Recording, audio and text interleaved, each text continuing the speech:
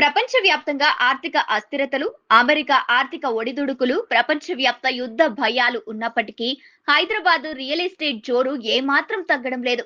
GHMC ప్రణాళికల విభాగం విడుదల చేసిన వార్షిక నివేదిక ప్రకారం 2025-26 ఆర్థిక సంవత్సరంలో మొత్తం 17,000 నిర్మాణ అనుమతులు మంజూరయ్యాయి.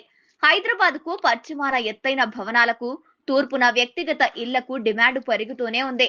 జీహెచ్ఎంసీ, సిఎంసి, ఎంఎంసి 3 కార్పొరేషన్ల పరిధిలో నిర్మాణ అనుమతుల ద్వారా 1172 కోట్ల 80 లక్షల ఆదాయం సమకూరింది. గత ఆర్థిక సంవత్సరంలో 1138 కోట్ల 36 లక్షల రూపాయలు ఆదాయం వచ్చింది. ఈ ఆర్థిక సంవత్సరంలో ఆదాయం 34 కోట్ల 36 లక్షలు పెరిగింది. అనుమతులు లభించిన వాటిలో 2 50 అంతస్తుల భవనాలు ఉన్నాయి. మదీనాగూడ, నానక్రామ్గూడలో ప్రముఖ స్థిరాస్తి సంస్థలు ఇందుకోసం అనుమతులు తీసుకున్నాయి. 2024-25లో 120 ఆకాశస్మోలు మంజూరయ్యాయి. 2025-26లో నిర్మాణ అనుమతులు పొందిన హెరైజ్డ్ అపార్ట్మెంటుల సంఖ్య 73కు తగ్గింది.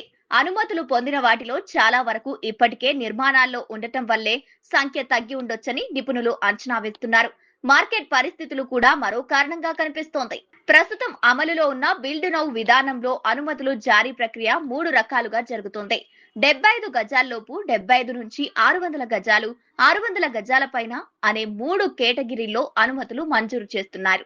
75 గజాల్లోపు భూమిలో ఇంటి నిర్మాణానికి వెంటనే అనుమతి మంజూరవుతుంది. ఈ కేటగిరీని ఇన్స్టెంట్ రిజిస్ట్రేషన్ అంటారు.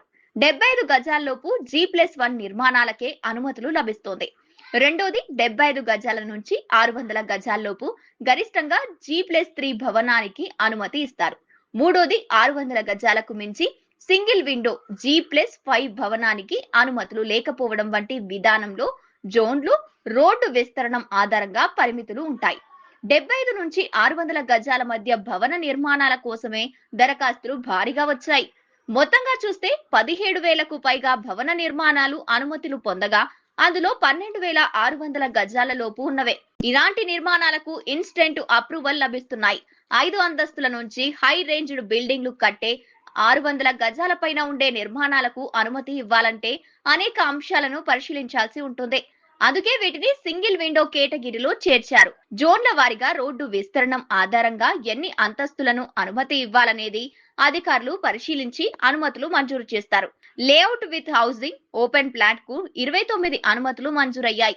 మొత్తంగా చూస్తే హైటెక్ సిటీ నుంచి కోకాపేట్, కొల్లూరు, మియాపూర్ ప్రాంతాల్లో ఎత్తైన భవనాల కోసం డిమాండ్ ఏమాత్రం తగ్గడం లేదని తెలుస్తోంది.